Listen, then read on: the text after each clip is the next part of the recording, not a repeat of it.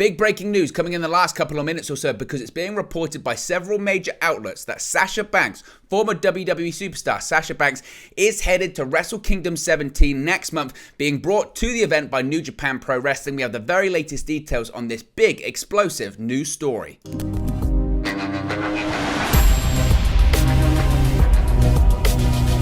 Hey guys, welcome back to Wrestle News 365. Hope everyone is doing very well. As always, there are massive news stories to get into, and we've got to talk about this huge story that is broken in the last couple of minutes at the time of recording this video regarding the professional wrestling future of Sasha Banks, also known as Mercedes Varnado, because her pro wrestling future, it would appear, at least in the immediate future, is not with WWE. There have been rumors of a WWE return, possible contract negotiations, stalling on money. It would appear that Sasha Banks' next pro wrestling move is with New Japan Pro Wrestling, and it's going to be next month at Wrestle Kingdom 17 in Tokyo at the Tokyo Dome. It's a huge story, so let's get straight into it here. So this comes from Mike Johnson from PW Insider, who has written this, as I mentioned, in the last couple of minutes or so at the time of recording. So you're going to have to bear with me here because we're getting quite a lot of details and reports coming out and confirmation about this big story. So Mike Johnson from PW Insider is reporting that Mercedes Varnado, also known as WWE's Sasha Banks,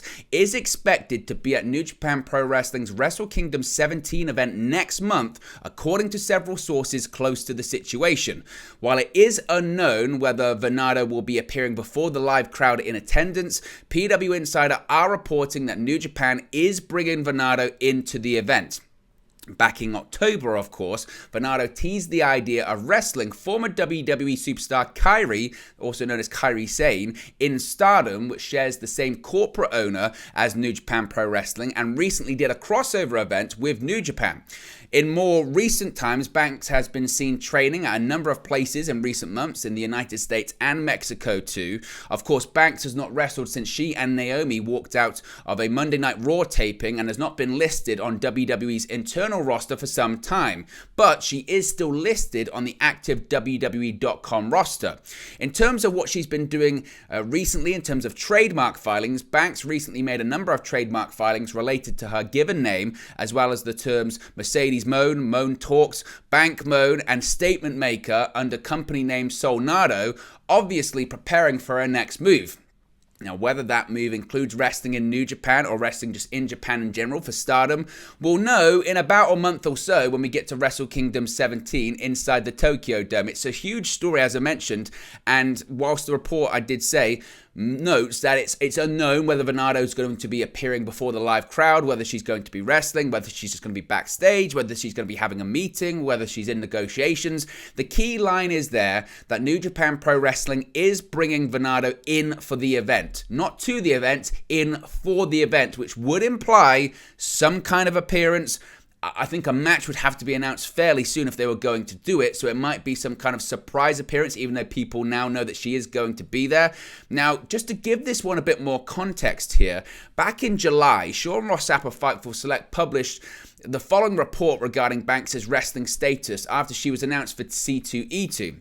Saying, quote, since her C2E2 appearance was announced on Wednesday, Fightful has heard from several promoters in and outside of wrestling that have expressed interest in booking Mercedes. Specifically, at the time, Fightful knew of at least 2 wrestling promoters that inquired about it, one of which confirmed to Fightful that Mercedes' team let them know she wasn't taking any pro wrestling related signings until January 1st, 2023. Of course, that event is taking place after that date, which to me does sound a lot like the date of a contract expiry, or at the very least a non-compete clause expiring as well. Now, as I mentioned, Banks has not wrestled since the May 13 episode of WWE SmackDown. She and Naomi were the reigning WWE Women's Tag Team Champions at the time. They were advertised to compete on the May 16 episode of Monday Night Raw, but walked out after a meeting with Vince McMahon and were suspended indefinitely by WWE.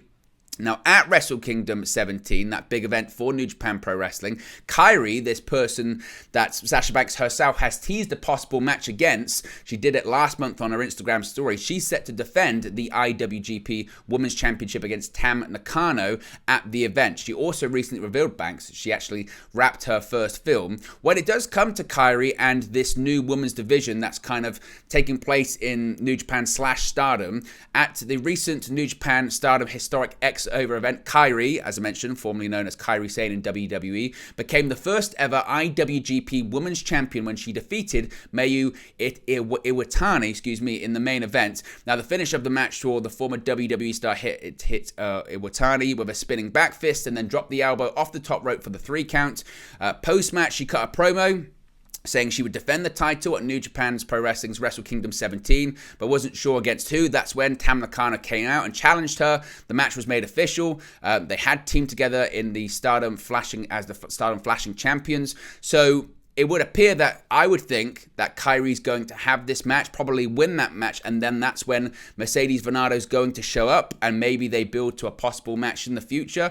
But also, now that we have this information, it does open up the possibility of what does this future for Sasha Banks post WWE look like? Because if she's being brought in to this New Japan Pro Wrestling event, that would imply she's free to take outside pro wrestling bookings that aren't WWE. Now, you could say, well, Owen, at Wrestle Kingdom 17, chances are we're going to see Carl Anderson and Luke Gallows appear at that event as well. They're currently under contract to WWE. And that is accurate, but at the same time, they were scheduled for that event, for Wrestle Kingdom 17, before they signed their WWE contract. So this is just a case of WWE allowing the Good Brothers to do the right thing and make their scheduled bookings that they were booked for before they returned to the company. Sasha Banks, this is a little bit different, and we had heard previously that Sasha Banks' contract with WWE was set to expire this year. This was before the walkout even happened back in May. Sasha Banks and Naomi's contracts, respectively, were set to expire this year. We don't know when. We don't know if WWE plan to add any time on, similarly to how they've done in the past with other talents when they say, because you were suspended or because you were injured, we'll freeze your contracts and we'll add that time on. It would appear that's not the case when it comes to Sasha Banks, and January 1st is a very specific date to me. So when I go back to that story that Sean Ross reported back in July with the C2E2 booking, when the wrestling promoters reached out to Sasha Banks or her team, her representatives, and the representative said to them, look, she's not taking any wrestling related bookings until January 1st. To me, that sounds like she can't take any wrestling related bookings until January 1st. Well, of course, as I mentioned, Wrestle Kingdom at the Tokyo Dome does take place after that time. It takes place after January 1st, which again would be why she would be able to take that booking. Again, if she's going to wrestle at the event, chances are she's not going to wrestle at the event, but certainly, again, it's a good indicator of what's to come. That event, as I mentioned, is on January 4th, not January 1st. So if her WWE contract expires on January 1st or on December 31st, legally, she would be able to appear at Wrestle Kingdom 17. Even if it's a 90-day non-compete clause, if she's somehow facilitated her release from the company. I don't think that's the case, but we'll have to wait and see. Now, when it does come to the AEW point of view, as I mentioned, this past week, last night on AEW Dynamite, it was announced that Soraya's next match in AEW was going to be taking place on January 11th. That date also being key. It's going to be Britt Baker and Jamie Hayter versus Saraya and a partner of her choosing on January 11th on AEW Dynamite at the Kia Forum in Los Angeles, California. Now, one of the names that people thought and speculated about once this announcement was made was Sasha Banks, was Mercedes Varnado. Now, people thought, why is this match being promoted so far in advance? Because that's very atypical for AEW, of course. AEW usually, when they announce matches, it's a week in advance or 2 weeks at a push, maybe 3.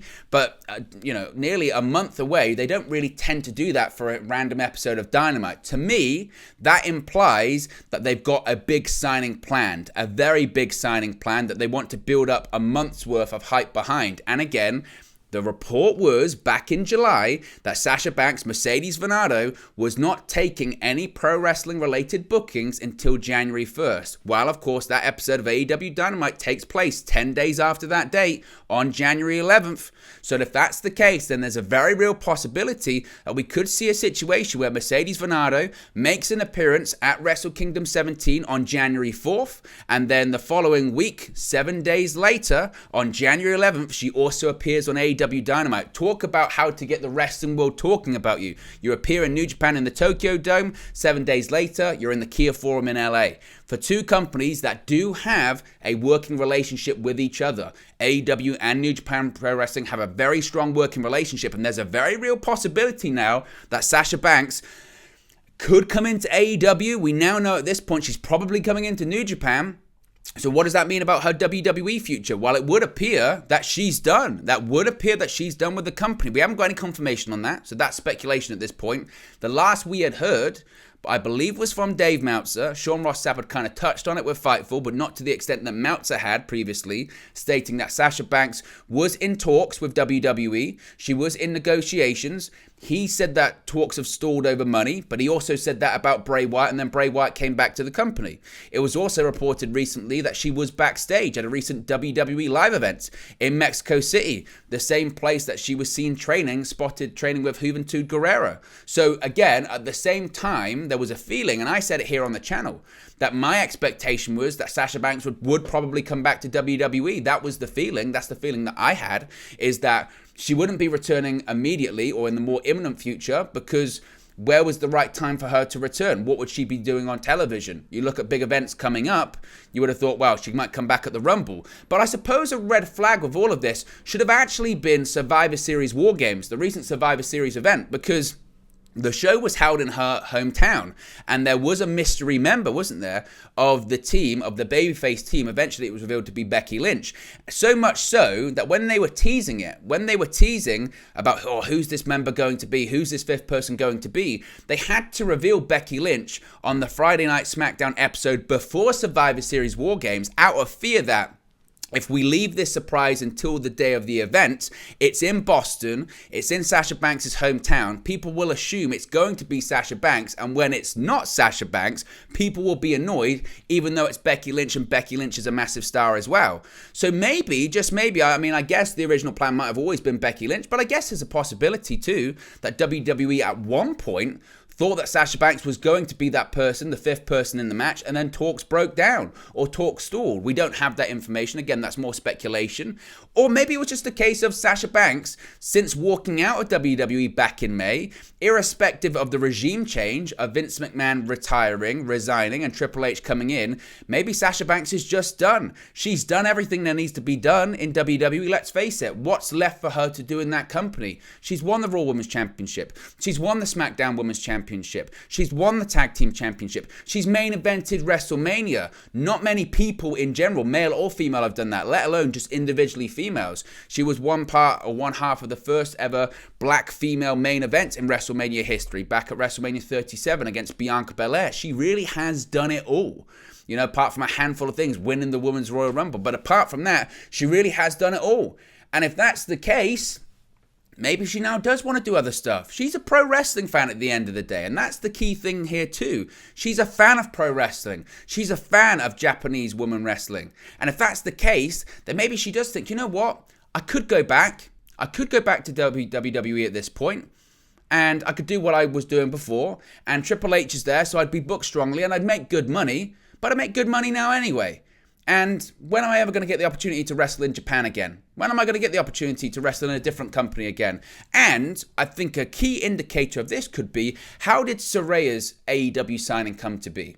Because it's quite a similar situation. Not exactly the same, but if you look at Soraya's situation, she had an offer to return to WWE. And Triple H and WWE reached out to her and said, look, we want to bring you back. You shouldn't have been let go. And by bringing you back, we're going to actively look into clearing you. And given the fact she's been cleared by her doctor to compete in AEW, she would have been cleared by WWE. Let's face it, chances are WWE would have brought her back with the intention of clearing her.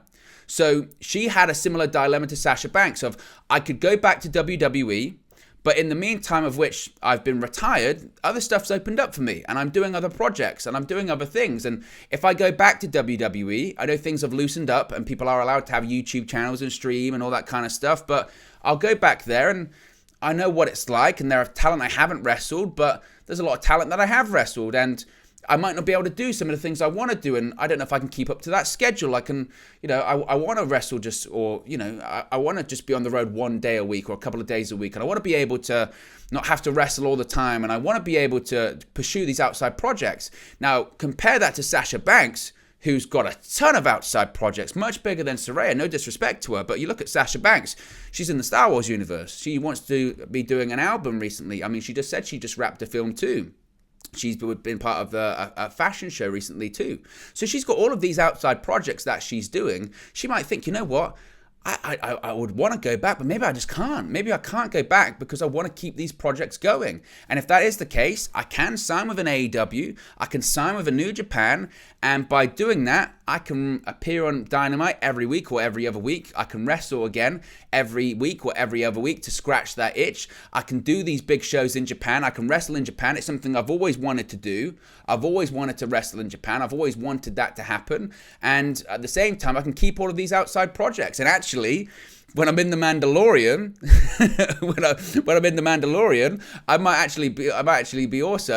I might also be able to, get promoted, because WWE didn't promote it either. So again, it's a really, really, really interesting situation. And as I mentioned, it's still a developing story. So I'm sure we're going to have a lot more information and a lot more details on this. It is just breaking at the moment, so it's very fresh. Sean Rossap of Fightful has tweeted out that they haven't confirmed this as of yet. He's saying that he's going to dig into it, so we might have more details later on. As I mentioned earlier this year, and this was retweeted by Sean Rossap as well, WrestleK tried to book Sasha Banks and things looked good to go. They were then told that they weren't taking any wrestling bookings until after January 1.